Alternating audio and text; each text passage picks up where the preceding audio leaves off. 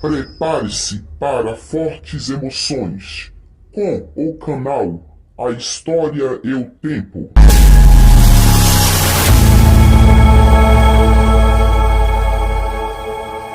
Nesta videoaula, irei falar um pouco sobre os direitos e as leis conquistadas pelos plebeus da República Romana.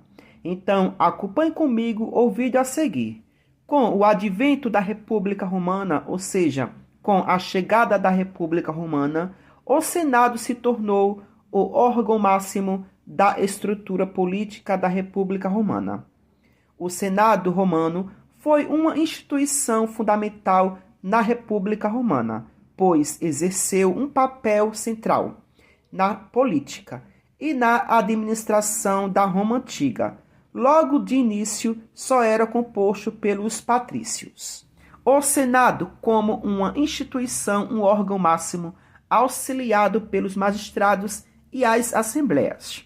Eram 6 cargos das magistraturas romanas, começando pelo cargo de cônsules.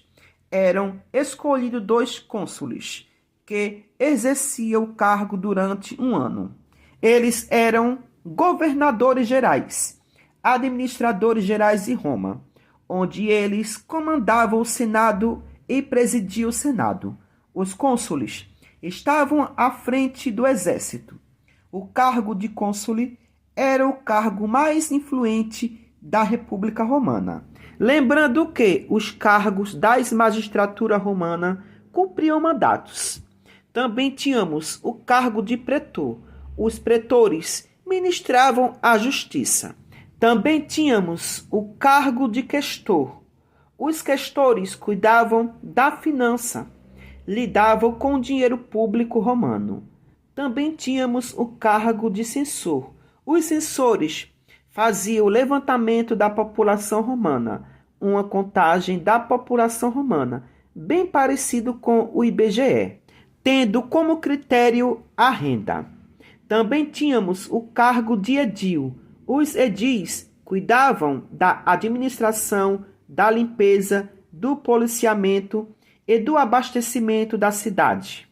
Também tínhamos o cargo de ditador. O ditador da República Romana era um ditador da magistratura. Lembrando que esse ditador não era aquele ditador ditatorial e vitalício. Só era apenas um cargo da magistratura da República Romana. Ele era convocado em época de crise, em época de calamidade e de instabilidade, pelo Senado romano. Temos 3 tipos de assembleia: a centurial, a tribal e a curial. A assembleia centurista ou centurial era a assembleia mais importante, onde eram eleitos os cônsules, pretores e censores, e votadas as leis. Era composta por romanos que se armavam para a guerra com o seu próprio dinheiro. A Assembleia Curiata, ou Curial, responsável pelos assuntos religiosos, era constituída por 30 chefes de família do povo. E, por último, a Assembleia Tribal, responsável pela eleição dos edis e dos questores. Era composta por tribos, que eram uma divisão territorial do território romano. Sabemos que os plebeus não ocupavam cargos políticos de destaque. Estavam excluídos politicamente, marginalizados na vida social. Esse cenário envolvendo a plebe fez com que muitos plebeus se rebelassem.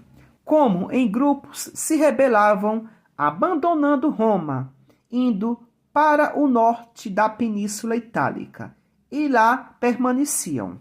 As manifestações plebeias, da forma que aconteceram, afetaram as finanças e o meio militar romano.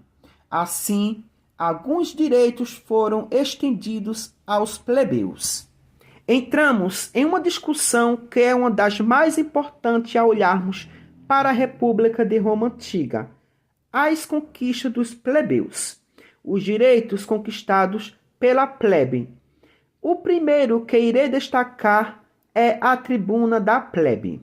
Os plebeus não tinham acesso ao Senado. Com essa conquista da tribuna da plebe, passaram a colocar representante no Senado, com a colocação de um pequeno número de senadores, que representava a plebe. Ao longo dos anos, esses senadores que representavam a plebe foram acumulando poderes e ganhando forças, que até adquiriram o poder de veto.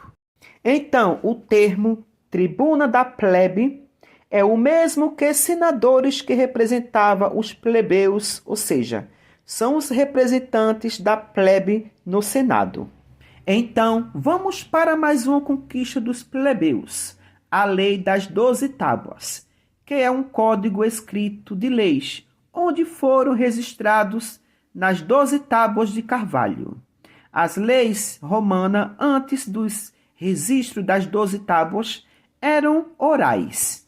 O objetivo das leis era uma maneira de impedir abusos de patrícios sobre os plebeus, evitar a arbitrariedade dos patrícios sobre os plebeus. Uma outra conquista importante da plebe foi a Lei Canuleia, lei que permitia o casamento entre patrícios e plebeus. Antes dessa lei, o casamento entre patrícios e plebeus não eram permitidos, ou seja, autorizados. Também tivemos outra conquista dos plebeus, a Lei Licínias. Essa lei dava os direitos de um plebeu conseguir o cargo de cônsules, já que esse cargo de cônsules, só quem deveria ser nomeado como cônsule se fosse patrício. Mas, com essa lei licínia, dava o direito de pelo menos um dos cônsules fosse de origem plebeia. Também tivemos mais uma lei, mais uma conquista da plebe, a Lei Hortência. Havia uma assembleia chamada Assembleia da Plebe, e veio a Lei Hortência e definiu: decisão tomada pela Assembleia da Plebe se estender a Roma, independentemente da aprovação da autorização do Senado. Nasce daí a expressão plebiscito, vontade da plebe. Os plebeus reivindicaram seus direitos na República Romana por diversos motivos, entre eles exclusão política, exploração econômica, participação política e proteção dos interesses econômicos. A luta dos plebeus por direitos políticos resultou no conflito das ordens, uma disputa de séculos que culminou na criação das 12 tábuas, o primeiro código de leis em Roma. As 12 tábuas fixaram por escrito vários direitos reivindicados pelos plebeus, como os direitos de família e de propriedade, e estabeleceram penas para crimes. Por hoje só, e até o próximo vídeo. Tchau, tchau.